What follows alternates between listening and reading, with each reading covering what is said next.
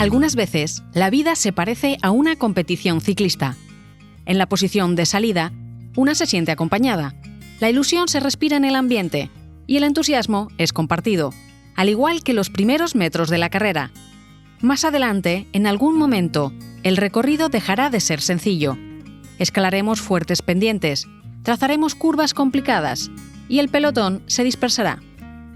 A lo largo de los kilómetros que tenemos por delante, la carrera, como la vida, nos pondrá a prueba y nos obligará a tomar partido. Cuando eso pase, cuando la competición sea por equipos y el tiempo corra en nuestra contra, ¿de qué lado estarás?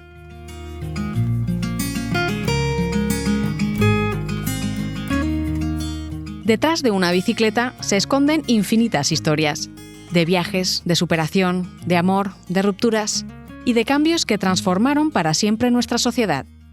En este podcast te contaré algunos de esos relatos, los de hombres y mujeres que con una bicicleta se atrevieron a ser diferentes.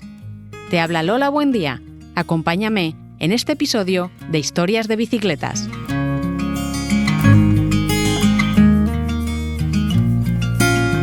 El ciclista del régimen. La aventura que voy a contarte sucedió en Italia, en las décadas 30 y 40 del siglo pasado, durante los años previos a la Segunda Guerra Mundial y mientras esta tuvo lugar. Quédate escuchando porque vas a descubrir uno de los secretos mejor guardados del ciclismo de todos los tiempos.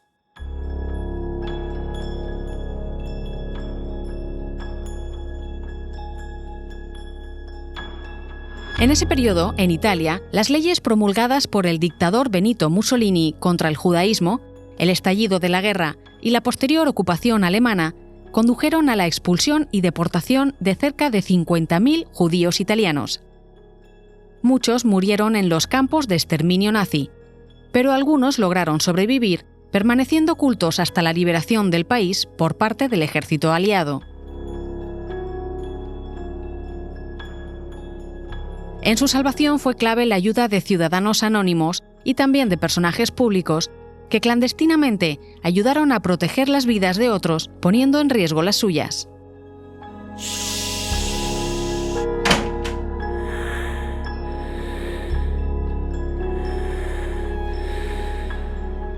Una de esas personas fue Gino Bartali, el ciclista italiano más famoso del momento y cuya imagen había sido asociada al régimen fascista. Durante los años previos al conflicto, Bartali se había alzado como flamante ganador del Giro y del Tour de Francia. La prensa, controlada por el gobierno, relacionó sus victorias con las ideas fascistas de identidad nacional y superioridad de la raza italiana, hasta tal punto que fue apodado como el ciclista del régimen. Una vez estalló la guerra, en un periodo en el que todas las competiciones ciclistas habían sido suspendidas, a Gino Bartali se le vio pedaleando por las carreteras de la Toscana. ¿Dónde iba? ¿Seguía entrenando aún sin carreras en las que competir? Sigue escuchando y comprobarás que en esta historia nada es lo que parece.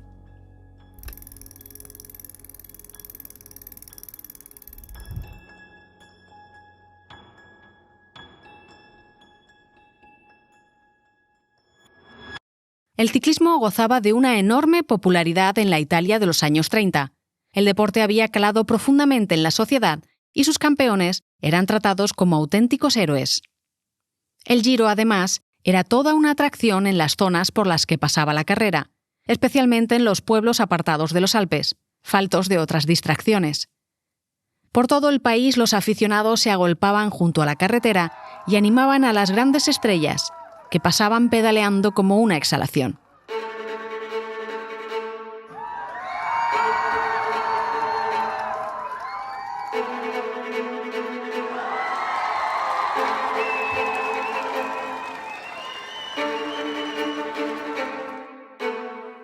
Gino Bartali, el mayor de 4 hermanos de una humilde familia de la Toscana, vio en esta disciplina la posibilidad de ganar dinero y reconocimiento. Su afición se originó en Ponte de Ema, una pequeña población donde nació y trabajó en un taller de bicicletas. Allí, reparando ruedas y bielas, nació en él el interés por la competición. Se inscribió en modestas carreras regionales, consiguiendo buenas clasificaciones. Entrenó con determinación para mejorar su fuerza y resistencia y en 1936 ganó su primer Giro de Italia. Fue un momento glorioso y el inicio de una prometedora carrera sobre las dos ruedas.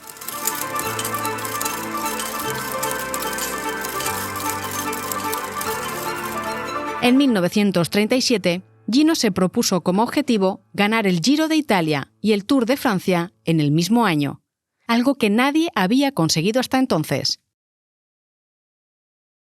Aquel año, nuestro protagonista descubriría que el deporte y la política estaban entrelazados en una madeja de hilos que le sería imposible desenredar. En no pocas ocasiones, recordaría las palabras que años atrás le había dicho su padre, un socialista comprometido. La política es una trampa. Recuérdalo, mantente alejado de ella. El deporte fue uno de los métodos más convincentes utilizados por el gobierno de Benito Mussolini para promover su ideología supremacista tanto dentro como fuera del país.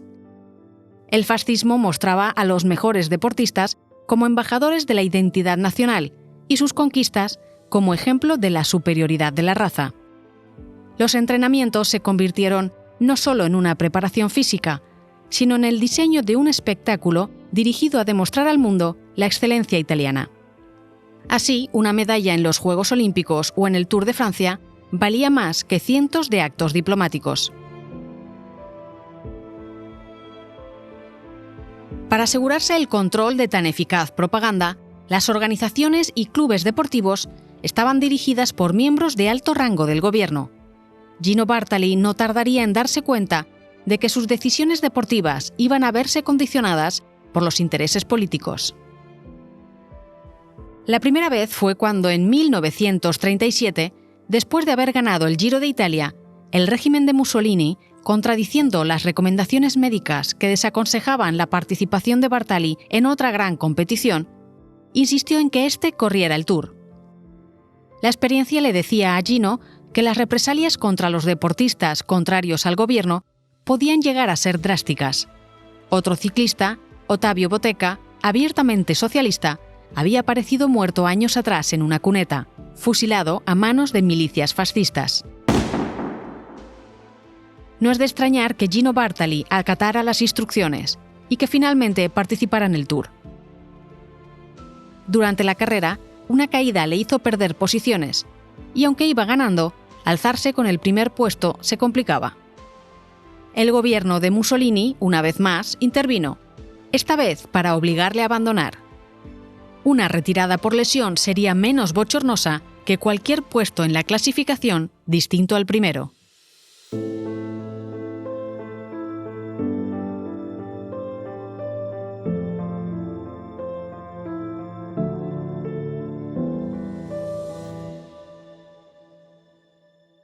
El año siguiente, 1938, a pesar de que Gino quería volver a intentar conseguir el doblete, las indicaciones fueron claras. El régimen quería asegurar la victoria en Francia, de modo que Bartali solo participaría en el Tour. El ciclista ganó la competición francesa aquel año, pero los periódicos convirtieron su victoria en propaganda, publicando que había ganado en nombre de Mussolini. En las crónicas deportivas, Gino no fue representado como un mero ciclista, sino como un soldado que usa su bicicleta como arma. Sin embargo, Bartali, un hombre profundamente católico, no dedicó su victoria al dictador, como habían hecho otros deportistas, sino a la Virgen. Esto debió crear cierto disgusto entre las altas esferas políticas y provocó que a su llegada a Italia, Bartali no fuera recibido como el héroe nacional que describían los periódicos. Tampoco fue invitado, como otros campeones, a la sesión de fotos con Mussolini. Por expresa indicación del gobierno, la prensa local no publicó nada sobre su vida personal, escondiendo deliberadamente a la persona que había detrás del deportista. No le faltaba razón a Bartali cuando decía: «El pedestal de la fama no es ni confortable ni firme». Aunque Gino volvió a intentar hacerse con el doblete en los años siguientes, nunca lo consiguió. Sí lo hizo su compañero y eterno rival Fausto Coppi, con quien en 1939 empezó una historia de rivalidades deportivas que los llevó a repartirse los principales títulos ciclistas. Bartali representaba la Italia tradicional católica, más alineada, en principio, con los intereses del régimen. Coppi, por su parte, debido a su juventud y a la relación extramatrimonial que mantenía con una mujer casada, fue asociado a ideas comunistas. La historia de la rivalidad deportiva entre ambos fue también la de una amistad más allá de las etiquetas políticas. Y es que, aunque a lo largo de toda su carrera deportiva, Gino Bartali siempre intentó mantenerse al margen de la política, tal y como su padre le había recomendado, el uso de sus victorias en el ciclismo con fines propagandísticos le llevaron a ganarse el sobrenombre del ciclista del régimen. Años más tarde, se descubriría una realidad bien distinta.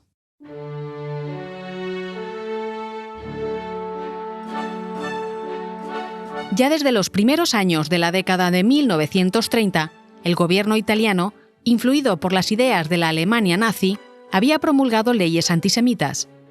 Bajo la premisa de que la raza italiana era aria, nórdica y heroica, y que los judíos no pertenecían a la raza italiana, se promulgaron leyes en contra de sus derechos en todos los ámbitos públicos y más tarde privados.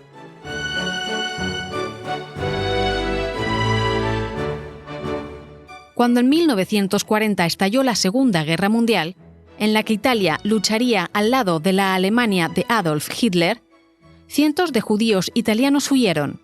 Muchos otros fueron encarcelados o trasladados a campos de concentración. Gino Bartali fue llamado a filas.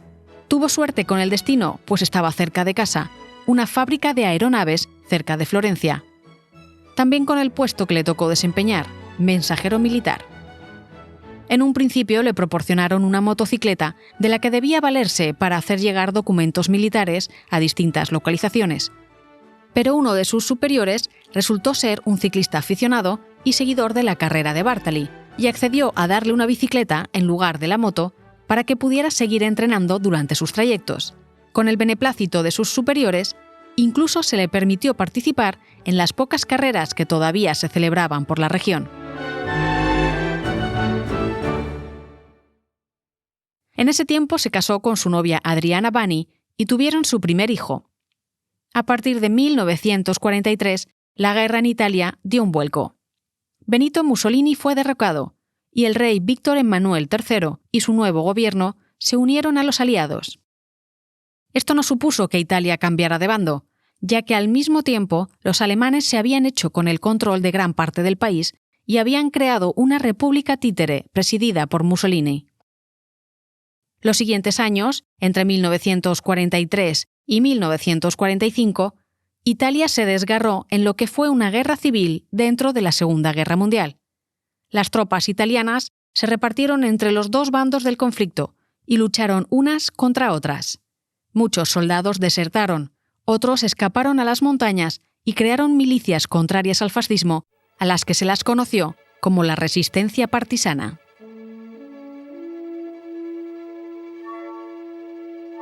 Una noche de otoño de 1943, Gino Bartali recibió una llamada que lo cambiaría todo. Al otro lado del teléfono estaba el arzobispo de Florencia, el cardenal Elia Dalla Costa, con quien mantenía una relación cordial y quien había oficiado su boda y el bautismo de su hijo. Días después, ambos hombres se encontraron en la residencia del religioso y éste hizo una arriesgada petición. Un grupo de la ciudad de Florencia llamado DELASEM, Delegación de Asistencia a la Inmigración Hebrea, había ayudado desde hacía años a judíos que llegaban desde distintas partes del mundo a asentarse en Italia. En las regiones ocupadas por los alemanes había orden de arrestar a todos los italianos judíos extranjeros, también a los miembros de DELASEM. El grupo había seguido operando desde la clandestinidad, ayudando a escapar a los perseguidos, o facilitándoles nuevas identidades con las que pudieran pasar desapercibidos. El mismo cardenal Dalla Costa colaboraba con esta organización ofreciendo cobijo y comida, y además había contribuido a crear una secreta red de aliados.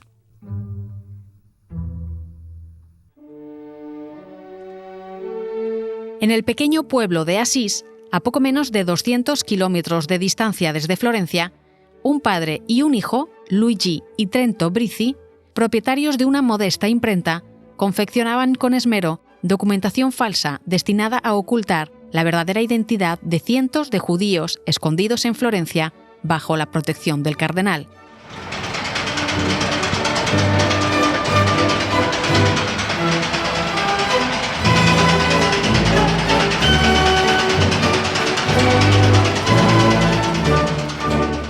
No hay que olvidar que en la Italia ocupada por los nazis, pocas cosas eran más valiosas que los documentos. Unos pequeños trozos de papel con apenas unas líneas de información impresa y una foto pegada podían salvar o quitar vidas. El cardenal de Florencia, el grupo de l'ASEM y los humildes impresores conformaban así una pequeña, secreta y humanitaria organización de ayuda a los judíos.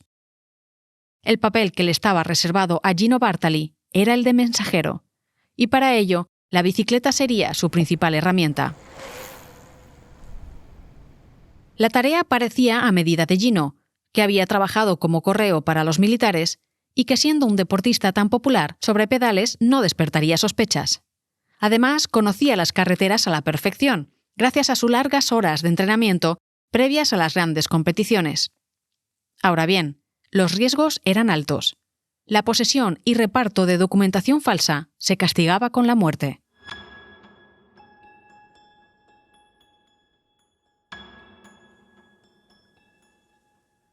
Llegados a este punto, el cardenal Dalla Costa le planteó la pregunta sin rodeos. ¿Accederías a realizar semejante esfuerzo? ¿Arriesgarías tu vida por un grupo de extraños? Gino Bartali, campeón del Giro y del Tour, el mayor héroe deportivo del país, el llamado por muchos el ciclista del régimen, asintió. Adriana, la mujer de Gino, no se extrañó cuando su marido reanudó sus entrenamientos. Le veía partir por la mañana, regresando siempre antes del toque de queda, a veces incluso varios días más tarde. ¿Por qué entrenas tanto si no hay competiciones?, le preguntó Adriana. Quiero estar listo cuando las carreras se reanuden, contestó Gino. Con el más absoluto secretismo, desde su casa en Ponte de Ema se dirigía primero a Florencia, donde el cardenal le entregaba algunos papeles y fotografías que escondía en el tubo del sillín de la bicicleta. Desde allí partía hacia Asís, donde recogía los documentos que habían falsificado Luigi y Trento Brizzi en su imprenta. El último trayecto era volver hacia Florencia, donde los documentos serían distribuidos. A veces recorría tramos del camino acompañado de algún amigo ciclista. Ninguno de ellos tuvo conocimiento de las actividades clandestinas de su compañero. Como algunos confesaron muchos años después, durante esas salidas, Gino hablaba todo el rato, casi siempre de carreteras, de entrenamientos, de estrategias de carrera, nunca de la guerra. Si alguna vez lo paraban los guardias, al reconocerle, le pedían autógrafos. Él firmaba con gusto y les contaba que estaba entrenando para competir en las primeras carreras que se reanudaran después de la guerra, para ganar títulos para la patria. Un ciclista famoso, que había sido asociado al régimen, que pedaleaba a plena luz del día, que no cargaba armas, ni bolsas, ni mochilas, parecía inofensivo. Algunos días, sabiendo que las estaciones de tren eran especialmente peligrosas para los judíos, ya que al apearse de los vagones en los que viajaban escondidos podían ser descubiertos por los guardias, Gino Bartali entraba al andén y pedía algo en el bar, lo que enseguida llamaba la atención de los que allí se encontraban, que se agolpaban para conocerle. Con esa sencilla treta, distraía a los revisores cuando llegaba un tren. Gino nunca supo exactamente qué era lo que transportaba en los tubos de su flaca. Los papeles eran distribuidos por contactos del arzobispo de Florencia y él nunca estuvo en contacto directo con las personas a las que ayudó. Solo en una ocasión, Gino facilitó documentos falsos a una familia judía de su entorno. Fue a la de su amigo íntimo Goldenberg, a quien también escondió en su propia casa.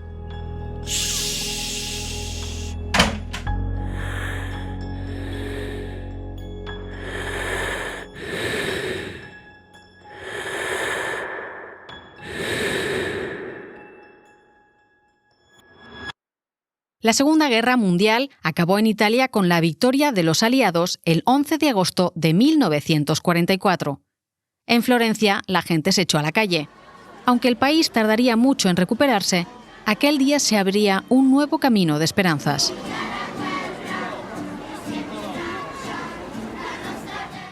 En Asís, en la calle Paolo, donde antes había lucido una banderola con uno de los eslóganes de Mussolini, Luigi y Trento Brizzi, el padre y el hijo que habían confeccionado secretamente cientos de documentos falsos, colgaron una pancarta que decía: «Los judíos de Italia tienen sangre italiana, alma italiana y genio italiano».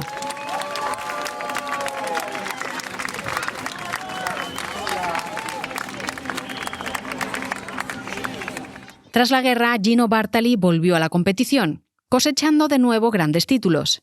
Su rivalidad con Fausto Coppi dividió al país, pero esta vez no por causas políticas, sino deportivas, entre los bartalistas y los copistas. En 1948, con 34 años, cuando ya nadie confiaba en que pudiera subirse al podio, Bartali volvió a alzarse con el título del Tour de Francia. Lo hizo en un momento en el que Italia volvía a sangrar tras el atentado al ministro comunista Togliatti, lo que provocó graves altercados en el país. El triunfo en Francia produjo tal alegría entre los italianos que los enfrentamientos en la calle cesaron y los ánimos se apaciguaron. Algunos dicen que aquella victoria de Bartali en el Tour evitó una guerra civil.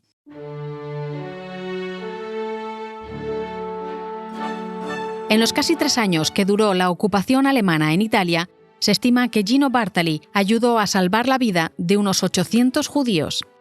Durante todo ese tiempo, el héroe nunca compartió su secreto con nadie, ni siquiera con su familia. No lo hizo tampoco después de que acabara la guerra, ni en los muchos años que vivió después. No fue hasta después de su muerte, en el año 2000, cuando se empezó a conocer la verdad.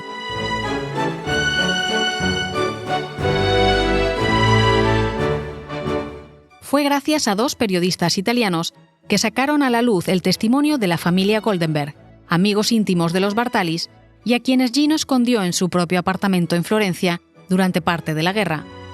A partir de esa revelación, fueron sumándose otras de distintas familias de origen hebreo que no solo corroboraron la información, sino que contaron cómo el ciclista les había ayudado a salvar la vida, armado tan solo con su bicicleta. Una de sus nietas, Lisa Bartali, cuando se le preguntó acerca de los motivos que habrían llevado a su abuelo a guardar silencio acerca de estos hechos durante toda su vida, respondió: «Algunas medallas se llevan en el alma, no en la chaqueta». Así, el que fuera injustamente conocido como el ciclista del régimen fue despojado por fin de su apodo y ensalzado como el auténtico héroe que fue. En la historia del ciclismo, como en la vida, las cosas no siempre son lo que parecen.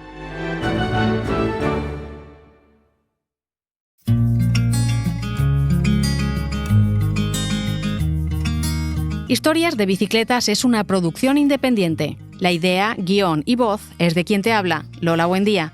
La producción de audio es de Sune, de Nación Podcast. El resultado final no sería el mismo sin la ayuda de Daniel Robles. Todos los episodios los encontrarás junto a algunas anotaciones e imágenes en la web historiasdebicicletas.com. Puedes escucharnos en tu reproductor de podcast favorito. Si te gustan nuestras historias, no olvides suscribirte.